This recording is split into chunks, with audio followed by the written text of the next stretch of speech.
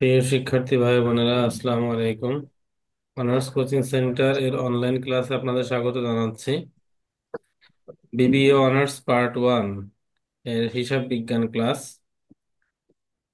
চলমান ক্লাসে আমরা গত ক্লাসে ওয়ার্কশিট শেষ করেছি। আজকে ইনশাআল্লাহ আমরা ব্যাংক সমন্বয় বিবরণী বা ব্যাংক রিকনসিলিয়েশন স্টেটমেন্ট এই অধ্যায়টি শুরু করবো ইনশাআল্লাহ। আমাদের এই ব্যাংক সমন্বয় বিবরণী অধ্যায়টা আমাদের জন্য একটু অন্যভাবে গুরুত্বপূর্ণ। কেমন? আমরা এই পর্যন্ত যতগুলো অঙ্ক করেছি, প্রত্যেকটা অঙ্কে কিন্তু বেশ সময় লাগবে করতে। আমাদের যেমন ওয়ার্কশিট করতে কিন্তু সময় লাগবে, কিন্তু এই ব্যাংক সমন্বয় বিবরণী এমন একটা অঙ্ক, যদি আপনি এন্ট্রি পারেন, এই অঙ্কটা করতে সর্বোচ্চ 5-7 বা সর্বোচ্চ 10 মিনিট সময় লাগে অঙ্কটা করতে। অর্থাৎ এটাকে বলা হয় টাইম সেভার অঙ্ক। হ্যাঁ, সময় আপনাকে সেভ করে। এই জন্য এই অঙ্কটা যদি পরীক্ষা হলে আসে, করতে পারলে অনেক সময় সেভ হয়ে যায়। কিন্তু একটা প্রতিবন্ধকতা হচ্ছে, ইন্টারমিডিয়েটে আমাদের অনেকের ব্যাংক সময় বিবরণী ছিল, যারা কমার্স থেকে আর্টস, হিন্দি অঙ্কটা অনেকে অ্যাভয়েড করে। যে কারণে ইন্টার থাকা সত্ত্বেও অনেকের ধারণা জিরো নিয়ে আসে। আর যারা অন্য ডিপার্টমেন্ট থেকে আসে তারা তো আমরা আছি, সমস্যা নেই।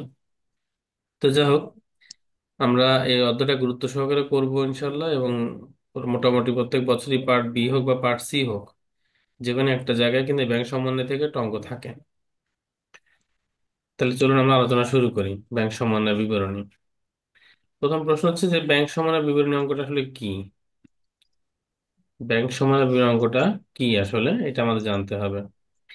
দেখেন, আমরা যদি ব্যবসায় দৃষ্টিকোণ থেকে না, যে আমরা একটু ব্যক্তিগত দৃষ্টিকোণ থেকে চিন্তা করি, বর্তমান সময়ে ছোট বড় মোটামুটি সবারই ব্যাংকে অ্যাকাউন্ট নাই এরকম লোক খুঁজে পাওয়া কিন্তু খুব কষ্টের। ইভেন আমাদের কিন্তু বিভিন্ন ব্যাংক স্টুডেন্ট অ্যাকাউন্টও চালু করছে, তাই না? জি। যাতে স্টুডেন্টদেরও টাকা পয়সা লেনদেন করতে, কারণ অনেকে অনেক উপবৃত্তি পায়, অনেকে অনেক স্কলারশিপ পায়, সব মিলাই স্টুডেন্টরাও কিন্তু ব্যাংক অ্যাকাউন্ট খোলে এখন। ব্যাংকে অ্যাকাউন্ট নাই এমন কিন্তু লোক খুঁজে পাওয়া কষ্ট। তাহলে বর্তমানে ব্যবসায় জগতের এমন কোনো ব্যবসাও নাই যাদের ব্যাংকে অ্যাকাউন্ট নাই। কারণ যেগুলো প্রতিষ্ঠিত ব্যবসা, যেগুলো মোটামুটি বড় বড় ব্যবসায়ীদের অবশ্যই ব্যাংকে অ্যাকাউন্ট থাকে। কারণ প্রথমত হচ্ছে নিজেদের টাকার সিকিউরিটি, অর্থাৎ টাকা দোকানে বা বাসায় রাখা ঝুঁকিপূর্ণ টাকাগুলো ব্যাংকের হিসাব, ব্যবসায়িক টাকাগুলো মানুষ কোথায় রাখে সাধারণত? ব্যাংকে। ব্যাংক। 2 নম্বর উদ্দেশ্য হচ্ছে, ব্যাংকে একটা অ্যাকাউন্ট থাকলে ব্যবসার প্রয়োজনে কিন্তু লোন পাওয়া যায়, বিভিন্ন সময় ঋণ পাওয়া যায়। যদি আপনার ব্যাংকে অ্যাকাউন্ট না থাকে, আপনি ঋণ নিতে পারবেন? না। পারবেন না। 3 নম্বর কারণ হচ্ছে, যখন ব্যবসা পরিচালনা করতে হবে, বাকিতে কিন্তু অবশ্যই লেনদেন হবে। হয় আপনাকে বাকিতে ক্রয় করতে হবে অথবা বিক্রয় করতে হবেই। সুতরাং সেক্ষেত্রে দেনাদার বা এবং পাওনাদারের সৃষ্টি হয়। আর এই দেনাদার পাওনাদারের অনেক সময় লেনদেনটা কিসের মাধ্যমে হয়? ব্যাংকের ব্যাংকের মাধ্যমে। মাধ্যমে। তার মানে বর্তমান ব্যবসা জগতে কিন্তু ব্যাংক অ্যাকাউন্ট ছাড়া কিন্তু ব্যবসা চিন্তা করা যায় না, তাই না? জি। এখন বিষয়টা হচ্ছে, এই ব্যাংক অ্যাকাউন্টের সাথে আমাদের এই ব্যাংক সমন্বয় বিবরণীর সম্পর্কটা কি? এটা সম্পর্ক কি? সম্পর্কটা হচ্ছে, মনে করেন আপনার ব্যাংকে একটা অ্যাকাউন্ট আছে। তাহলে এই যে ব্যাংকে যে অ্যাকাউন্টটা আছে, আমরা ব্যাংকে বিভিন্ন সময় টাকা জমা রাখি, তাই তো? জি। ব্যাংকে আমরা টাকা জমা রাখি। তাহলে এই টাকার হিসাব, ব্যাংকে আমরা কয় টাকা জমা রাখতেছি বা কয় টাকা ব্যাংক থেকে তুলতেছি, এই হিসাবটা কে রাখে? ব্যাংক রাখে, ব্যাংক। তাই না? হুম, জি। ব্যাংক হিসাবটা রাখে। এখন কথা হচ্ছে, ব্যাংক হিসাব রাখতে ভালো কথা। এখন আমাদের জানার প্রয়োজন হয় যে আমার ব্যাংকে কয় টাকা আছে, বা আমার জানার প্রয়োজন হয় যে আমার আহ অমুক দেনাদার কয় টাকা দিয়ে গেছে। এভাবে করে যখনই আমার জানার প্রয়োজন হবে যে ব্যাংকে আমার কত অ্যামাউন্ট আছে, সেক্ষেত্রে জানার একমাত্র উপায় হচ্ছে ব্যাংকে ফোন দাও, ব্যাংক বলবে, তারপর জানতে পাবো। জিনিসটা কি একটা দীর্ঘসূত্রিতার একটা ব্যাপার না? জি। এখন আমার জানা দরকার তাৎক্ষণিকভাবে। তাহলে দেখেন, আবার যদি ব্যাংক তার কোনো লেনদেনে ভুল করে, আমার অ্যাকাউন্টে কোনো ভুল করে, সেই ভুলটা কি আমরা ধরতে পারবো? ধরতে পারবো না, তাই না? এখন এই যে দেখেন, আমার যখন তখন ব্যাংকের তথ্য জানার সুবিধার জন্য, অথবা ব্যাংক আমার কোনো ভুল করতেছে কিনা সেটা ধরার জন্য একটা করণীয় আছে। করণীয়টা কি? দেখেন, আমরা যখনই টাকা ব্যাংকে জমা রাখতেছি, সেই টাকার সব হিসাব রাখতেছে কে? ব্যাংক। ব্যাংক। ব্যাংক। আমরা যখনই টাকা ব্যাংকে জমা দিই, ব্যাংক সেটা আমার অ্যাকাউন্টে কি করে? প্লাস করে। জমা করে। প্লাস করে। আবার আমরা যখন টাকা কোনো কারণে উত্তোলন করি, ব্যাংক আমার অ্যাকাউন্ট থেকে কি করে? মাইনাস করে। মাইনাস করে। মাইনাস এভাবে করে। চলতেছে, কিন্তু আমরা কিন্তু ব্যাংকের ভুল ত্রুটি ধরতে পারবো না। অথবা আমার যদি এখনই জানার প্রয়োজন হয় ব্যাংকে আমার কয় টাকা আছে, আমি তাৎক্ষণিকভাবে জানতে পারবো না। এরকম কিছু সমস্যা সমাধানের জন্য একটা জিনিস করা হয়। জিনিসটা কি? ঠিক আছে, ব্যাংকে তো আমার একটা হিসাব আছে, ব্যাংক তো হিসাব রাখে, ব্যাংক তো হিসাব রাখবেই, তাই না? জি। আমরা কারবারে বসে, আমরা আমাদের কারবারে বসেও ওই ব্যাংকের হিসাবটা কিন্তু রাখতে পারি, পারি কিনা বলেন তো? জি। জি। আমার ব্যাংক ব্যাংকের মতো হিসাব রাখুক, সমস্যা নেই। কিন্তু আমি আমার বিজনেসে বসে, আমার অ্যাকাউন্ট বা কারবারের প্রতিষ্ঠানে বসে কিন্তু আমি ব্যাংকের হিসাব রাখতে পারি। পারি। হ্যাঁ। জি। একটা আলাদা খাতা আমরা খুলবো, সেই খাতায় আমরা কি করব? যখনই ব্যাংকে কোনো টাকা জমা করতে পাঠাবো, ব্যাংক আমার হিসাবে কি করবে? এটা জমা যোগ করবে। করবে। প্লাস। আমরাও আমাদের হিসাবে কি করব? জমা করব। জমা দেখায় দেবো। অর্থাৎ এইটা মনে করেন ব্যাংক, এইটাই মনে করেন আমাদের কারবারে আমরা যে ব্যাংকের হিসাব রাখি, সেটা মনে করেন এটা ব্যাংক হিসাব। আমরা বাংলাকে কথা বলি, এই যে ব্যাংক হিসাব। অর্থাৎ ব্যাংক ব্যাংকে বসে রাখে, আর আমরা ব্যাংকের হিসাব কোথায় বসে রাখতেছি? কারবারে বসে। কারবারে বসে। কারবারে বসে। যখনই আমরা 1,000 টাকা ব্যাংকে জমা করতে পাঠিয়েছি, ব্যাংক আমার অ্যাকাউন্টে 1,000 টাকা কি করছে?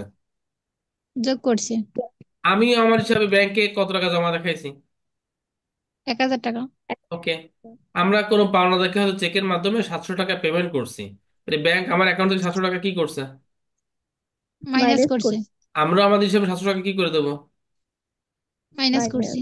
এইভাবে যদি আমাদের হিসাব চলতে থাকে, তাহলে আমাদের ব্যাংকের কোনো তথ্য জানার প্রয়োজনে ব্যাংকে ফোন দেওয়ার কি দরকার আছে? না। আমরা কিন্তু এখানে যোগ বিয়োগ করে বের করে ফেলতে পারবো কারবারে বসে ব্যাংকে আমার কয় টাকা আছে, তাই না?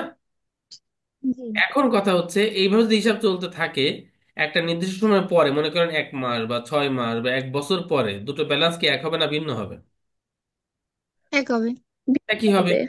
কারণ আমরাও যা রাখতেছি ব্যাংকও সেই হিসাব রাখতেছে, তাই না? বিষয়টা এটা তো স্বাভাবিক। জি।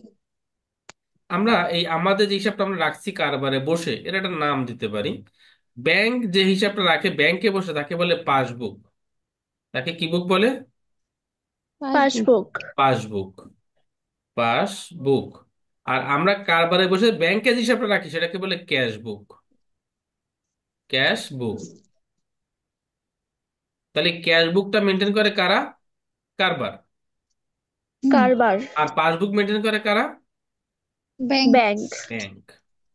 এবার একটা নির্দিষ্ট সময় পরে দুটো ব্যালেন্স কিন্তু একই হওয়ার কথা। দুটো জি। ব্যালেন্স সবসময় একই হওয়ার কথা, কিন্তু এক হয় না। কিছু কিছু অসমন্বয়ের কারণে ব্যালেন্সে পার্থক্য দেখা দেয়। কেমন সে অসমন্বয় একটু দেখি। মনে করেন আমরা কারবারে থেকে ব্যাংকে কোনো এক তারিখে 10,500 টাকা ব্যাংকে জমা করতে পাঠিয়েছি। কত টাকা পাঠিয়েছি? 10,500 10,000। টাকা। আর যখন আমাদের লোক ব্যাংকে টাকা নিয়ে রওনা হয়ে যাবে, তখন আমরা আমাদের এই ব্যাংকে আমাদের হাতে যে হিসাব আছে সেখানে আমরা 10,500 কি দেখাবো? যোগ দেখাবো। যোগ দেখাবো আমাদের হিসাবে। ব্যাংকে টাকা চলে গেছে। ব্যাংকও আমাদের অ্যাকাউন্টে টাকাটা কি করে দেবে? যোগ করে দেবে। চোখ। কিন্তু মনে করেন কোনো কারণে ব্যাংক ভুল করে এই যোগটা দেখাইছে 10,000 টাকা। যে কোনো কারণে হতে পারে। হয়তো ব্যাংকে অনেক প্রচুর ভিড় ছিল, হ্যাঁ, অ্যাকাউন্টে টাকা ঠিকই জমা নিছে, কিন্তু কম্পিউটারে যখন এন্ট্রি করছে 10,500 টাকা কি হয়ে গেছে? 10,000 হয়ে দশ গেছে। হাজার এরকম ভুল কি হতে পারে নাকি পারে না? হুম, পারে। কারণ যারা অ্যাকাউন্টেন্ট ব্যাংকে কাজ করে, ওরা তো রোবট না, ওরা তো মানুষ নাকি, ওদের তো ভুল হতে পারে। জি। তাহলে এই দেখেন, তাহলে কি ব্যালেন্স কি এক থাকলো না ভিন্ন হয়ে গেল? ভিন্ন হয়ে গেল। ভিন্ন কিন্তু হয়ে গেল। আবার মনে করেন ব্যাংক আমাদের যে সেবা দেয়, এর জন্য ব্যাংক আর নির্দিষ্ট সময় পর পর কি কাটে বলেন তো? সার্ভিস চার্জ কাটে। আমাদের যে জি। ব্যাংক অ্যাকাউন্ট আছে, জুন জুলাই মাসে মেসেজ চলে আসে, অমুক সার্ভিস বাবদ এই টাকা, অমুক সার্ভিস বাবদ এই টাকা, খালি মেসেজ আসতেই থাকে 4-5টা। হ্যাঁ। তাহলে ব্যাংক তো আমাকে ফ্রি ফ্রি সার্ভিস দেবে না, দিবে না, সেটা সার্ভিস চার্জ কাটবে না? মনে জি। করেন জি। জুন জুলাই ব্যাংক আমার থেকে সার্ভিস চার্জ কাটছে 300 টাকা, তাহলে সে আমার অ্যাকাউন্ট থেকে 300 টাকা কি করবে? মাইনাস করবে। মাইনাস মাইনাস করবে। করবে। তাহলে আমাদের আমাদের হিসাব থেকে এটা কি করা উচিত? মাইনাস করা মাইনাস। উচিত। মাইনাস করা উচিত, কিন্তু আমরা এই মেসেজটা পাইনি, অথবা নেটওয়ার্ক সমস্যার কারণে আমাদের কাছে মেসেজটা পৌঁছায়নি, আমাদের অ্যাকাউন্টে এখান থেকে বাদ দিতে পারছে ব্যাংক। সার্ভিস চার্জ করে আমাদের মেসেজ করছে মোবাইলে, কিন্তু নেটওয়ার্ক সমস্যার কারণে মেসেজটা আমরা তাৎক্ষণিকভাবে পাইনি। তাহলে আমাদের অ্যাকাউন্টেন্ট মেসেজ না পাওয়ার কারণে এখান থেকে বাদ দিতে পারবে সে, মেসেজ না পাওয়া পর্যন্ত? না। তার মানে না। ব্যাংক কিন্তু ঠিকই কেটে নিচ্ছে আমাদের অ্যাকাউন্ট থেকে টাকা, কিন্তু আমাদের যে হিসাবটা ব্যাংকের সব আমাদের কাছে আছে, সেখান থেকে কি মাইনাস করা হলো? না। তার মানে কি অ্যাকাউন্ট কি এক থাকলো, হিসাব এক থাকলো? না। এক কিন্তু থাকলো না। না, তাই না বিষয়টা? এইরকম জি। আরো অনেক নানাবিধ কারণে দুটো ব্যালেন্স এক থাকার কথা থাকলেও এক নির্দিষ্ট সময় পরে ব্যালেন্স এক থাকে না, ভিন্নতা তৈরি হয়, ভিন্নতা তৈরি তৈরি হয়ে যায়। হয়। যেমন এখানে দেখেন, এখন যদি আমরা যোগ বিয়োগ করি তাহলে এখানে ব্যালেন্স কত, 10,000 কত টাকা নামতেছে ব্যালেন্স? 800 টাকা। আমরা 800 মনে টাকা। করেন এক মাস পরে আমরা ব্যালেন্স নামালাম, দেখলাম 10,800, কিন্তু ব্যাংকের হিসাব বলতেছে যে না, ব্যাংকে আছে কত টাকা, দেখেন তো, 10,000 টাকা। 10,000 টাকা। তাহলে ব্যাংকের হিসাবে তো 10,000, তখন আমাদের করণীয় কি? তখন আমাদের করণীয় হচ্ছে ব্যাংকে আমরা নোটিশ করব যে আমরা, আপনি স্টেটমেন্ট দেন, দেখি কোথায় ভুল ত্রুটি। তখন এই যে আমরা 10,500 টাকা জমা দিয়ে আসছিলাম, এই চেক আমাদের কাছে আছে না? আছে। তখন আমরা ব্যাংকে বলবো যে দেখেন আমরা জমা দিয়েছি 10,500, আপনি জমা করছেন কত? দশ 10,000। হাজার তাহলে ভুলটা আপনার, আপনি ভুল ঠিক করেন। ব্যাংক আবার আমাকে ডেকে বলবে দেখেন আমরা সার্ভিস কাছে 300, কিন্তু আপনার অ্যাকাউন্ট থেকে সেটা বাদ দেওয়া হয়েছে, তাহলে আপনি এটা বাদ দেন। এইভাবে উভয় স্টেটমেন্ট মিল করার মাধ্যমে আবার নির্দিষ্ট সময় পরে তাহলে এখানে ব্যাংক আরো 500 কি করবে, যোগ করবে। আমরা এখান থেকে আরো 300 কি করব, মাইনাস করব। মাইনাস বিয়োগ করব। করব। এবার দেখেন অ্যাকাউন্ট কত হলো, এবার কত হলো দেখেন তো। 10,800। এখানে 10,500 টাকা। 10,500, এবার কিন্তু 10,500 টাকা চলে আসছে। এবার 10,500, আমাদেরও 10,500 হচ্ছে, ব্যাংকেরও কত হচ্ছে, দশ দশ হাজার হাজার পাঁচশো অর্থাৎ ব্যাংক হিসাব এবং আমাদের হিসাবের মধ্যে গড়মিলগুলো খুঁজে বের করে সেগুলো সমাধান করে দুটো ব্যালেন্সকে এক করার জন্য যে বিবরণী তৈরি করা হয় তাকেই বলে ব্যাংক সমন্বয় বিবরণী। এর নাম এই জন্য হয়েছে, কাকে সমন্বয় করতেছি, কার হিসাব সমন্বয় করতেছি আমরা, ব্যাংকের। এই জন্য ব্যাংক। নাম হয়েছে ব্যাংক সমন্বয় বিবরণী। আমরা রুলসে যে গড় গড় করে রুলস পড়তে পারবো, সমস্যা নেই, কিন্তু আমাদের বুঝতে হবে আসলে বিষয়টা কি এবং অঙ্কটা আমরা কিভাবে করব, কেন করব। যদি ব্যাংক সমন্বয় বিবরণীর সংজ্ঞাটা কি দেওয়া যেতে পারে, ব্যাংকের হিসাব এবং কারবারের কাছের ব্যাংকের হিসাবের মধ্যে গড় মিলের কারণ অনুসন্ধান করে যথাযথ প্রক্রিয়া সমন্বয় করার মাধ্যমে দুটো বিবরণীর হিসাবকে একত্রীকরণ বা মিলকরণই হচ্ছে ব্যাংক সমন্বয় বিবরণী। আমি কিন্তু কোনো বইয়ের ভাষা বলি নাই, আমি কিন্তু এখানে আপনাদের লেকচার দিলাম, সেই লেকচারের থেকে আমি আমার মতো করে বলেছি। তাই ব্যাংক সমন্বয় বিবরণী অঙ্কটা কি এবং করার উদ্দেশ্য কি বোঝা যাচ্ছে? জি। তার মানে এখানে একটা জিনিস স্পষ্ট, কিন্তু অ্যাকাউন্ট কিন্তু একটা, কারবারের অ্যাকাউন্ট, কিন্তু হিসাব রাখতেছে কয়টা পক্ষ? দুইটা পক্ষ। দুটো পক্ষ, ব্যাংকও রাখতেছে, আমি কারবারও রাখতেছে। দুটো পক্ষ রাখার কারণে ব্যালেন্স দুটো হয়ে গেছে, তাই তো ব্যাপারটা? তাহলে এখানে মনে রাখতে হবে, আমরা আগেই বলে নিয়েছি ব্যাংক হিসাবটা রাখে তার আমরা নাম কি দিয়েছি, পাসবুক। পাসবুক। আর আমরা যেটা রাখবো তার নাম আমরা কি দিয়েছিলাম, ক্যাশবুক। ক্যাশ বুক। কথা ক্লিয়ার? তাহলে আপাতত যে আলোচনাটুকু করলাম, ব্যাংক সমন্বয় বিষয়ে কিছুটা ধারণা পাওয়া যাচ্ছে? জি। যদি তাই হয় তাহলে আমরা এবার একটু রুলসে যাব, দেখি রুলস আমাদের জন্য কি আছে। ব্যাংক সমন্বয় বিবরণীর একটা মৌলিক ধারণা আমরা পেলাম।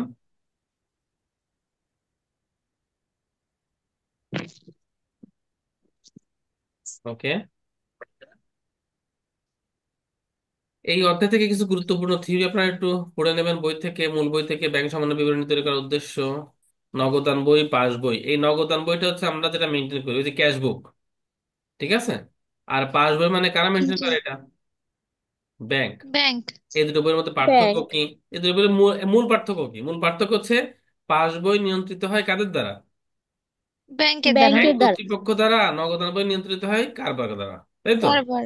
হ্যাঁ। জি। তাহলে আরো কিছু পার্থক্য এখানে লিখতে হবে। ব্যাংক সমন্বয় বিবরণ করার উদ্দেশ্য বিভিন্ন পদ্ধতি, এখানে বেশ কিছু পদ্ধতি আছে, সেই পদ্ধতিগুলো আমরা এখন দেখবো। তাহলে ব্যাংক সমন্বয় বিবরণকে আমরা ইংরেজিতে বলছি ব্যাংক রিকনসিলিয়েশন স্টেটমেন্ট। এই রিকনসিলিয়েশন স্টেটমেন্ট দুই ভাবে করা যায়, বোথ ব্যালেন্স মেথড এবং single balance method. Both balance method মানে হচ্ছে, বোথ বোথ মানে কি, উভয়, তাই না? উভয় ব্যালেন্স, অর্থাৎ এই অঙ্কের ক্ষেত্রে আমার অঙ্কে পাস বইয়ের ব্যালেন্সও দিয়ে দেবে, আবার কার ব্যালেন্স, ক্যাশ বইয়ের ব্যালেন্স, দুটো ব্যালেন্স আপনাকে বলে দেবে যে as per 31 December the bank statement showed টাকা 10,000, but the cash book showed টাকা 11,000। অর্থাৎ ডিসেম্বর 31 তারিখে ব্যাংকে দেখা যাচ্ছে কত টাকা, 10,000 টাকা। 10,000। ক্যাশ বুকে দেখা যাচ্ছে কত টাকা। 10,000 তার 10,000 টাকা। মানে দুটো ব্যালেন্স দেওয়া আছে কিন্তু মিল আছে না গড়মিল আছে। গরমিল আছে। এবার নিচে কিছু অ্যাডজাস্টমেন্ট দেওয়া থাকবে, চারটে বা পাঁচটা অ্যাডজাস্টমেন্ট। ওই অ্যাডজাস্টমেন্ট গুলো পড়ে যার ভুল বা যেখানে যা করণীয় করে দুটো ব্যালেন্সকে আবার কি করতে হবে, মিলকরণ করতে হবে। অর্থাৎ যে অঙ্কে আমাদের উভয় ব্যালেন্স দেওয়া থাকবে কিন্তু গড়মিল থাকবে, যদি ব্যালেন্স যদি মিলই থাকে, পাসবুকে 11,000, ক্যাশ বুকে, তাহলে কি অঙ্ক করা দরকার আছে? না। তার মানে যে না। অঙ্কে উভয় ব্যালেন্স দেওয়া থাকবে কিন্তু ব্যালেন্স অমিল থাকবে, গড়মিল থাকবে, সেই অঙ্ককে বলা হয় বোথ ব্যালেন্স মেথড। সেই অঙ্ককে কি বলা হয়, বোথ বোথ ব্যালেন্স। ব্যালেন্স। আর সিঙ্গেল ব্যালেন্স মানে হচ্ছে যে কোনো একটা ব্যালেন্স দিয়ে দেবে। বললো যে as per 31 December the cash book balance 10,000 টাকা, on the same date the cash book balance show difference. অর্থাৎ ডিসেম্বর 31 তারিখে পাসবুক ব্যালেন্সে কত টাকা দেখা যাচ্ছে, 10,000। 10,000 টাকা। 10,000 অন দ্য সেম ডেট, একই তারিখে the cash book balance show different amount. ওই একই তারিখে ক্যাশ বুকে ভিন্ন ব্যালেন্স দেখা যাচ্ছে। ভিন্ন ব্যালেন্স থেকে আমাকে বলে দিয়েছে। না। না। তার মানে এখানে স্পষ্ট করে বলা আছে কয়টা ব্যালেন্স। একটা ব্যালেন্স। এই একটা ব্যালেন্স নিয়ে আমাকে কাজ করতে হবে, এটাকে বলা হয় সিঙ্গেল ব্যালেন্স মেথড। আর এখানে কাজ করতে হবে কয়টা ব্যালেন্স নিয়ে, দুটো ব্যালেন্স। দুইটা ব্যালেন্স। এখানে কিন্তু উল্টোটাও হতে পারে, এখানে উল্টোটাও হতে পারে। সেটা কি, এখানে বলে দিতে পারে যে as per 31 December the cash book balance showed 15,000 টাকা, on the same date the passbook balance showed difference amount. তার মানে এবার বলে দিছে কোন কোন balance, cash book. Cash book. Cash book নিয়ে কাজ করতে হবে, একটা নিয়ে পাসবুক নিয়ে কাজ করার সুযোগ নাই। তার মানে সিঙ্গেল ব্যালেন্স মেথডে হয় পাসবুক না হয় ক্যাশ বুক, যে কোনো একটা ব্যালেন্স দিয়ে দেবে আমাকে, সেটাকে নিয়ে অ্যাডজাস্টমেন্ট করে আমাকে আরেকটা ব্যালেন্স বের করতে হবে। অর্থাৎ এক্ষেত্রে ক্যাশ বুক দেওয়া থাকলে সমন্বয় করে যে ব্যালেন্সটা বেরোবে, কার ব্যালেন্স বেরোবে। পাসবুক। অথবা যদি পাসবুক নিয়ে কাজ শুরু করি তাহলে লাস্টে কার ব্যালেন্স বেরোবে, ক্যাশ ক্যাশ বুক। বুকের। তাহলে এই যে বোথ ব্যালেন্স আর সিঙ্গেল ব্যালেন্সের ব্যাপারটাকে বোঝা যাচ্ছে। আমরা শুরু করব ইনশাল্লাহ অঙ্ক বোথ ব্যালেন্স দিয়ে। কোনটা দিয়ে অঙ্ক শুরু করব, বোথ ব্যালেন্স। Both balance. এবার এই বোথ ব্যালেন্স আর সিঙ্গেল ব্যালেন্স আবার দুই মেথডে বিভক্ত হচ্ছে। সেটা কি, সেটা হচ্ছে, একটা হচ্ছে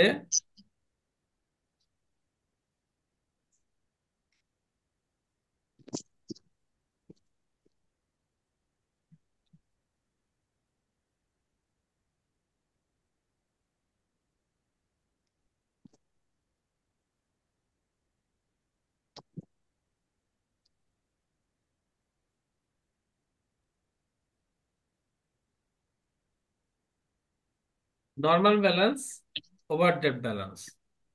সিঙ্গেল ব্যালেন্স মেথড দুই প্রকার, নর্মাল, ওভারড্রাফট।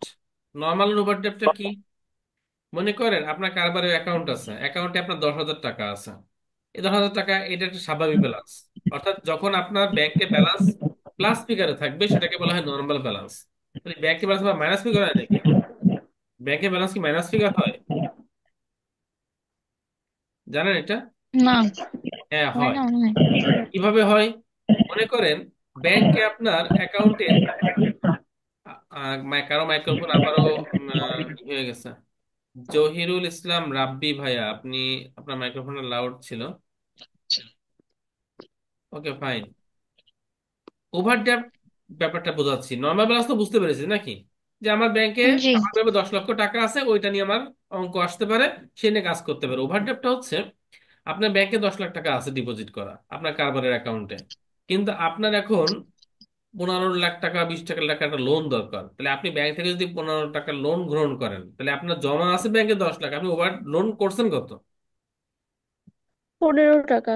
15 লাখ টাকা। আপনি ব্যাংক থেকে লোন ও করছেন আচ্ছা, 15 লক্ষ টাকা। তাহলে এখন আপনার ব্যাংকেও জমা আছে নাকি অতিরিক্ত টাকা তুলে নিয়ে আসছেন আপনি। দেখতে চলে নিছি। তাহলে আপনি যখন টাকা আপনার তুলে জমা নিয়েছি। থেকে অতিরিক্ত কোনো ঋণ গ্রহণ করবেন, তখন আপনি ব্যাংকের দায় হয়ে যাচ্ছেন, এটাকে বলা হয় ওভারড্রাফট। ওভার মানে অতিরিক্ত, ড্রাফট মানে উত্তোলন। অর্থাৎ যখন আপনার জমা থেকে আপনার ঋণের পরিমাণ বেশি হয়ে যাবে, সেটাকে বলা হয় ওভারড্রাফট ব্যালেন্স বা মাইনাস ফিগার। তাহলে আমাদের এই বোথ ব্যালেন্স, নর্মাল ব্যালেন্স নিয়েও করতে হবে, ওভারড্রাফট নিয়েও করতে হবে। আবার সিঙ্গেল ব্যালেন্স ও নর্মাল ব্যালেন্স নিয়ে করতে হবে, ওভারড্রাফট নিয়ে করতে হবে। এই হচ্ছে ব্যাংক রেজিস্ট্রেশনের বিভিন্ন পদ্ধতি। তাহলে ব্যাংক রেজিস্ট্রেশনের মূল পদ্ধতি কয়টা? দুটো। দুইটা। দুইটা। বোথ ব্যালেন্স এবং সিঙ্গেল ব্যালেন্স। আর ব্যালেন্সের উপর ভিত্তি করে পদ্ধতি দুটো, সেটা হচ্ছে নর্মাল ব্যালেন্স এবং ওভারড্রাফট ব্যালেন্স। ওভারড্রাফট। আমরা ইনশাল্লাহ শুরু ব্যালেন্স। করব বোথ ব্যালেন্স এবং নর্মাল ব্যালেন্স দিয়ে। বোথ ব্যালেন্স এবং নর্মাল ব্যালেন্স দিয়ে নর্মাল আমরা ব্যালেন্স। ইনশাল্লাহ আমাদের অঙ্ক শুরু করব। এবার বোথ ব্যালেন্সের জন্য তিনটা নিয়ম। কয়টা নিয়ম? তিনটা। তিনটা। তিনটা নিয়ম। আমরা বলেছি বোথ ব্যালেন্স মানে কি আমাদের অঙ্কে, ব্যাংক যে হিসাব রাখে ব্যাংকও তার ব্যালেন্স বলে দেবে, আর আমরা যে ব্যাংকের হিসাব রাখি আমরাও ব্যালেন্স বলবো। যখন দেখবো গরমিল তখন দুটো নিয়ে কাজ করতে হবে নাকি? কারণ ভুল তো দুই পক্ষের হতে জি। পারে, পারে কিনা? ভুল হ্যাঁ। দুই জি। পক্ষের হতে পারে। দেখেন দেখেন কি কথা বলতেছে, যে কোনো লেনদেন কোনো একটি পক্ষ দ্বারা সৃষ্টি হয়ে অন্য পক্ষের দিকে যায়, এই কথার আগে বুঝে নিই। এখানে পক্ষ কয়টা? দুইটা। দুইটা। কে কে? এক- কে কে পক্ষটা কে কে বলেন? আপনারা জানেন, একটু আগে বলেছি। ব্যাংক পক্ষকে আমরা কি নাম দিয়েছি? পাসবুক আর হচ্ছে আর ক্যাশবুক। আমাদের কারবারের পক্ষের নাম কি দিয়েছি আমরা? ক্যাশ। ক্যাশবুক। তাহলে এখানে পক্ষ কয়টা তাহলে? দুটো। দুইটি। আচ্ছা, যে কোনো এন্ট্রি, যে কোনো লেনদেন হয় ব্যাংক থেকে উৎপত্তি হয়ে কোন দিকে আসবে তথ্যটা? ক্যাশ বুকের দিকে। অথবা ক্যাশ বুক থেকে তথ্যটা উৎপত্তি হয়ে কোথায় যাবে? ব্যাংকের দিকে। পাসবুক। পাসবুক। ব্যাপারটা কেমন? মনে করেন ব্যাংক সার্ভিস চার্জ করছে 300 টাকা, তাহলে এই লেনদেনের উৎপত্তি কোথায়, পাসবুকে নাকি কারবারে? কারবারে। কেন? ব্যাংক সার্ভিস চার্জ করছে, ব্যাংক আমার অ্যাকাউন্ট থেকে টাকা কেটে নিচ্ছে, তাহলে এই লেনদেন উৎপত্তি আচ্ছা। কারবারে নাকি ব্যাংকে? ব্যাংকে। ব্যাংকে। অবশ্যই ব্যাংকে। তাহলে ব্যাংক যখন আমার এখান থেকে 300 টাকা কেটে নেবে, এবার তথ্য ব্যাংক আমাকে পাঠাবে নাকি? তাহলে উৎপত্তিটা হচ্ছে ব্যাংকে, সে তথ্য পাবে কে এবার? কারবার। তাহলে কারবার তখন কি করবে, এখান থেকে কি করবে, তখন তথ্যটা মাইনাস করে দেবে।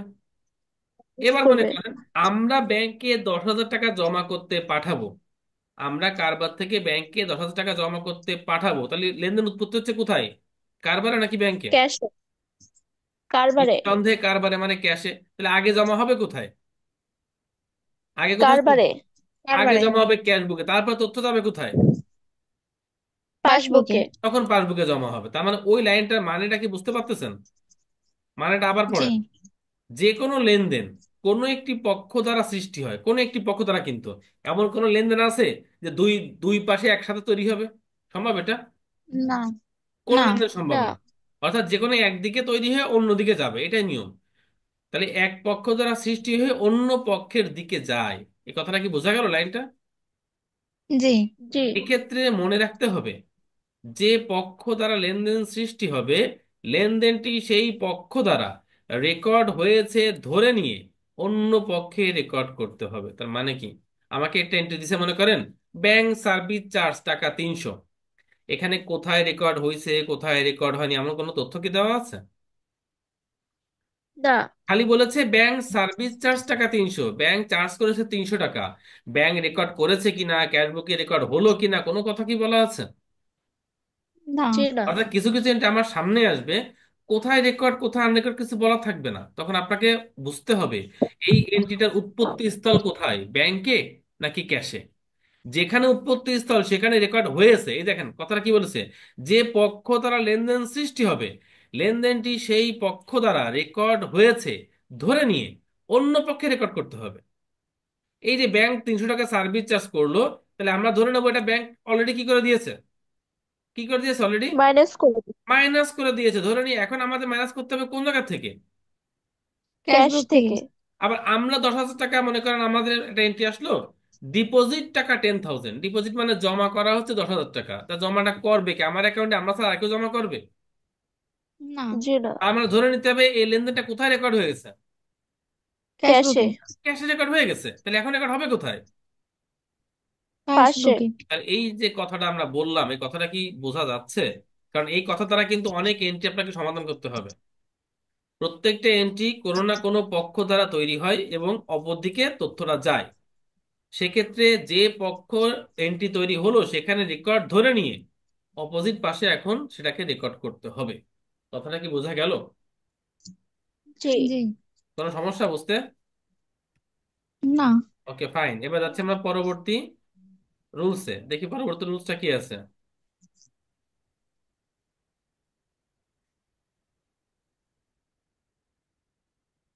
পরের রুলস বলছি দেখেন, যেখানে রেকর্ড হয়নি সেখানে রেকর্ড করতে হবে।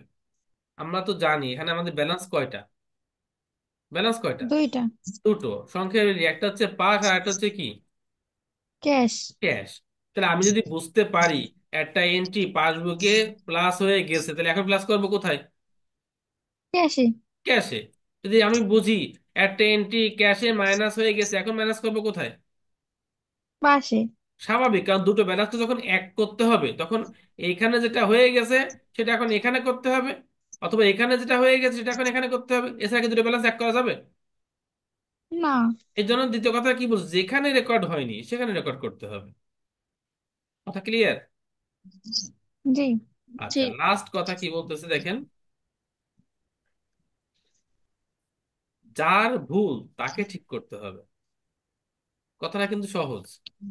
ভুল যে করবে সে ঠিক না, আর একজন ঠিক হলে কি কাজ হবে? না। যে না। ভুল করছে তাকে তো সরি বলতে হবে নাকি? সরি যদি আর জি। একজন বলে জি। তাহলে কি হইলো, ঘটনা ঠিক হইলো? না। এই ঘটনাটা না। আমরা একটা উদাহরণ দিয়ে বুঝি। ঘটনাটা কি আসলে, মনে করেন এই হচ্ছে পাসবুক আর এই হচ্ছে ক্যাশ বুক। একটা এন্ট্রি আমাকে বলতেছে, খেয়াল করেন, যে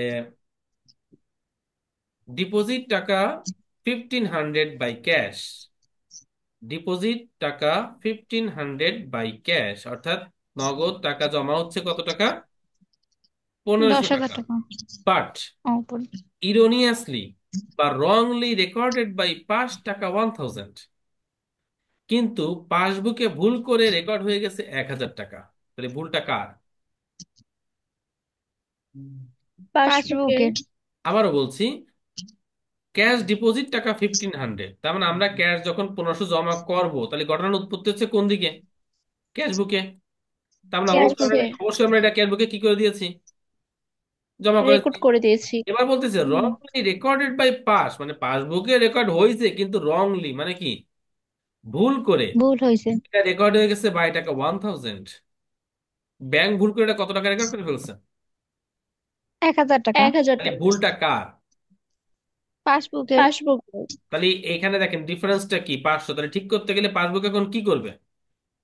500 টাকা যোগ করতে হবে। না, আমরা যদি এখন সমন্বয়টা 500 টাকা এখানে যোগ করি তাহলে ব্যালেন্স দুটো কি হয়ে গেলো দেখেন তো। সমান হইলো। সমান হয়ে। তার মানে এই কথাটা মানে হচ্ছে, যে ব্যালেন্সের ভুল স্পষ্ট বোঝা যাবে সেই ব্যালেন্সকেই যোগ বা বিয়োগ যা করার করতে হবে। এই তিনটে কথা যদি আপনি মনে রাখতে পারেন, আপনার বুথ ব্যালেন্সের অঙ্ক শেষ। কি কি বলেছে আর একটা রিভিউ দিয়ে আসি। যে কোনো লেনদেন একটি পক্ষ দ্বারা সৃষ্টি হয়ে অন্য পক্ষের দিকে যায়।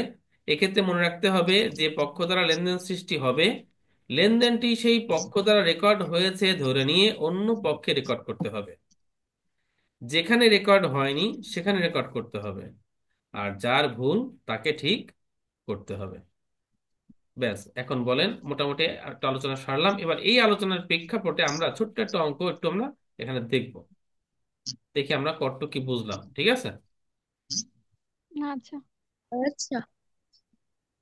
আমরা একটু দেখি একটা অঙ্ক ফিগারটা কেমন আসতে পারে আমাদের। দেখুন, এরকম একটা অঙ্ক আপনার সামনে আসবে পরীক্ষার সময়। ছকটা কিন্তু এরকম না, ছকটা হচ্ছে কি, ঢালাও একটা ছক, কিন্তু আমি এটা বোঝানোর জন্য দুই পাশ করেছি এটাকে।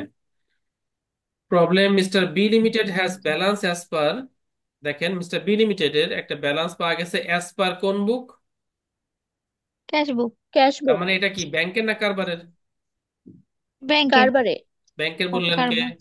ক্যাশবুক মানে কারা? কারবারে। কারবার। আর পাসবুক কারবারি। মানে কারা? ব্যাংক। ব্যাংক। তাহলে আমাদের ক্যাশ বুকে দেখা যাচ্ছে কত টাকা ব্যালেন্স? 85,000। 8,000। 8500।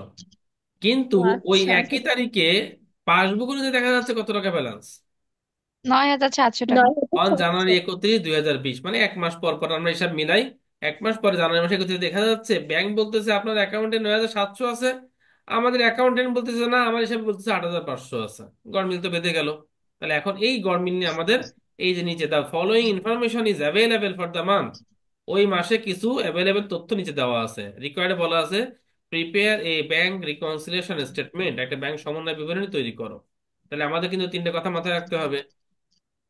যেখানে উৎপত্তি সেখানে রেকর্ড ধরে অন্য জায়গায় রেকর্ড করতে হবে, যেখানে রেকর্ড হয়নি সেখানে রেকর্ড করতে হবে, যার ভুল তাকে ঠিক করতে হবে। সংশোধন করতে ঠিক হবে। করতে তাহলে হবে। আমাদের প্রথম কাজ হচ্ছে ক্যাশবুকের ঘরে ক্যাশবুকের ব্যালেন্সটা লিখে নেওয়া, পাসবুকের ঘরে পাসবুকের ব্যালেন্সটা লিখে নেওয়া। তাহলে আমরা প্রথমেই ক্যাশবুকে রেখে দিলাম ব্যালেন্স অ্যাজ পার ক্যাশবুক 8,500, পাসবুকে রেখে দিলাম ব্যালেন্স অ্যাজ পার পাসবুক 9,700। এটা বুঝতে কোনো সমস্যা? না। এবার না। আমরা শুরু করি। প্রথম entry number 5, cheque deposit. Deposit মানে আমরা কি বলেছিলাম? জমা। জমা করা। তাহলে জমা যখন করব, কারা করতেছে জমা? কারবার। কারবা। তাহলে কোন দিকে ঘটনা ঘটে গেছে? ক্যাশবুকে। Cash book. But not recorded by bank, কিন্তু ব্যাংক এখন এটা কি করে পারেনি? রেকর্ড করেনি। জমা করতে। জমা করে পারেনি। তাহলে যেখানে রেকর্ড হয়নি সেখানে রেকর্ড করো। তাহলে এটা কোথায় জমা করবো আমরা এখন? ব্যাংকে। পাসবুকে করব। পাসবুকে করব। Very good. কারণ এখানেও ক্যাশবুকে কিন্তু অলরেডি জমা হয়ে আছে নাকি? এটা পাসবুকে জমা হবে। জি। এবার একটা কথা আপাতত শুনে রাখেন, পরে নোট ডাউন করবেন। যে ধরনের চেকগুলো ক্যাশবুকে জমা হয়ে গেছে কিন্তু পাসবুকে জমা হয়নি, এ ধরনের চেককে বলা হয় এই অঙ্কের ভাষায় deposit in transit. Deposit in transit. Transit. Deposit মানে জমা, আর ইন ট্রানজিট মানে প্রক্রিয়াধীন। মানে আমরা 1,000 টাকা ব্যাংকে জমা করতে পাঠিয়ে দিছি, কিন্তু যে কোনো কারণে ওটা ব্যাংকে আজকে জমা হয়নি। হতে পারে ব্যাংকিং আওয়ারে পরে গেছে, অথবা যে কোনো সমস্যা, হয়তো আগামীকাল জমা করবে ব্যাংক। এই জন্য একে বলা হয় ডিপোজিট ইন ট্রানজিট। এটা আমরা আস্তে আস্তে জি। শিখবো ওর সামনে। তাহলে আমরা এটাকে জমা করব কোন বুকে? পাসবুকে। পাসবুকে। পাসবুকে। এটা নাম দিয়ে জমা করতে হবে। Date deposit in transit. কত টাকা ছিল? 1,000 টাকা। এক এক হাজার হাজার টাকা টাকা okay fine. Number 8, cheque receive from customer. আমরা কাস্টমার কাছে যে চেকটা পাই, এটা কি টাকা পাচ্ছি নাকি টাকা দিচ্ছি বলেন তো?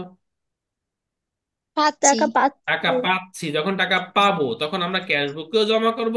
আবার চেকটা কি ড্রয়ারে ফেলে রাখবো নাকি ব্যাংকে পাঠিয়ে দেবো? ব্যাংকে ব্যাংকে পাঠিয়ে পাঠিয়ে দেব। দেব। ব্যাংক আমার অ্যাকাউন্টে এটা কি করে দেবে?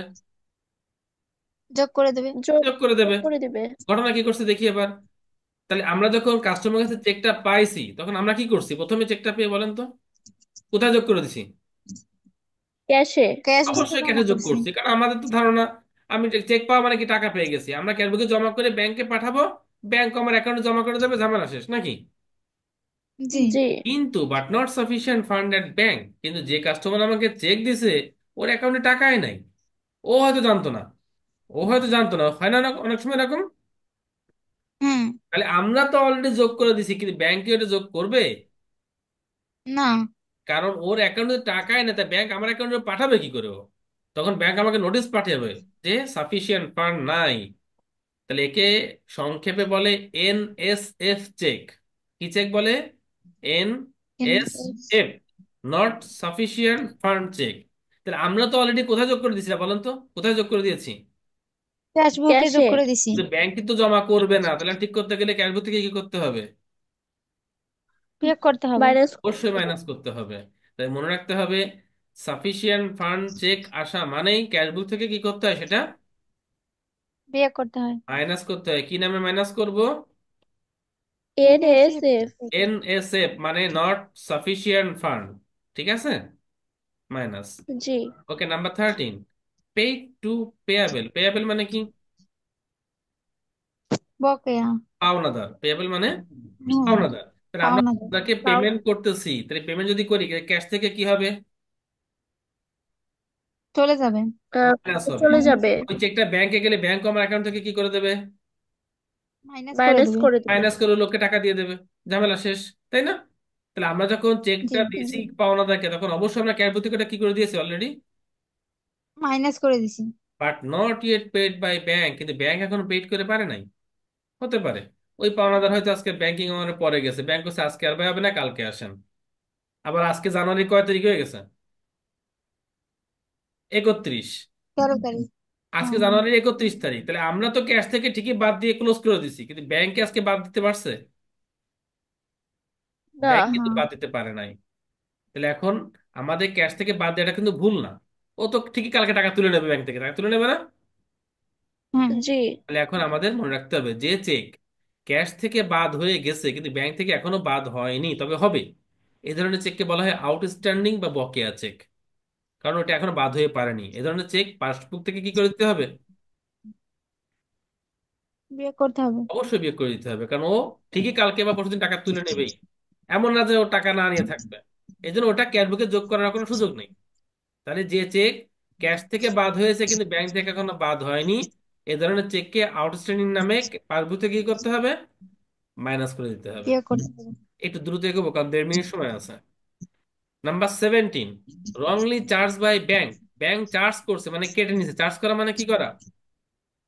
কেটে নেওয়া। কেটে নিচ্ছে। রংলি মানে কি করে? ভুল করে, যেটা ভুল ব্যাংকের ভুল। করে। করে। কার ভুল তাকে ঠিক করতে হবে না? জি। জি। ভুলটা কে করছে? ব্যাংক। পাস। ব্যাংক। ব্যাংক ভুল করে যদি কেটে নেয়, ঠিক করতে গেলে ব্যাংক আবার আমার অ্যাকাউন্টে কি করে দেবে ওটা? যোগ করে প্লাস দেবে। করতে হবে। প্লাস। দেখেন ব্যাংক যোগ করে দিছে, রংলি চার্জ যেটা হয়েছে সেটা ব্যাংক যোগ করে দিয়েছে। নাম্বার 27, এটা কি বলেন? Interest interest credited. Free. Credited by bank, মানে আমরা এটা পেয়েছি, আমাদের যে টাকা জমা আছে তারপর আমরা এটা পেয়েছি, তাহলে এটা আমাদের ব্যাংক কি জমা করবে? ব্যাংক কিন্তু জমা করে দিয়েছে। হুম। তাহলে ব্যাংক যদি জমা করে দেয়, এখন আমরা জমা করবো কোথায়? ক্যাশ বুকে জমা করবো। ক্যাশ বুকে জমা করে দেবো। Clear? G. G. Last entry, A customer directly paid to bank. একজন কাস্টমার সরাসরি টাকা দিয়ে গেছে ব্যাংকে, তাহলে আমরা এখন ক্যাশ বুকে কি করব? জমা। যোগ যোগ করব। করবো। এবার যোগ করলে কি হয়ে যাবে? মিলে যাবে। আপনারা এই ক্লাসে ভিডিওটা আমি এখনই দেওয়ার চেষ্টা করতেছি, আবার রিভিউ দেবেন। আমরা নেক্সট ক্লাস থেকে ইনশাল্লাহ অঙ্ক শুরু করব। এখনই লিঙ্ক কেটে যাবে। ঠিক আছে? সবাই ভালো আচ্ছা। থাকবেন। আজকে এই পর্যন্তই।